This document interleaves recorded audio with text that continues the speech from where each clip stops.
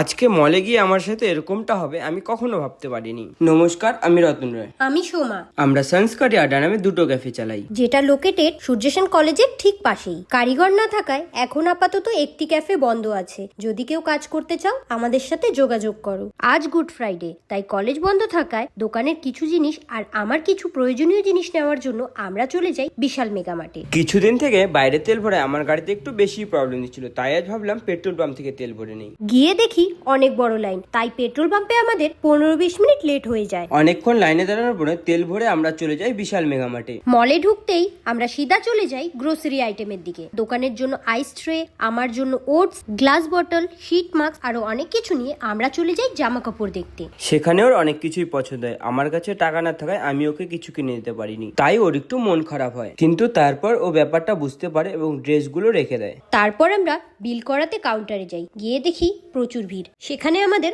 অনেকটা দেরি হয়ে যায় আর দোকান খুলতে সন্ধ্যা হয়ে যায়। তারপর কাস্টমার চলে আসে আর আমরা তাড়াহুড়োয় অর্ডারগুলো বানিয়ে দিই। এই ভিডিওটা এখানেই শেষ করছি, আর ভালো লাগলে অবশ্যই লাইক কমেন্ট শেয়ার করো, আর দেখা হচ্ছে পরের ভিডিওতে।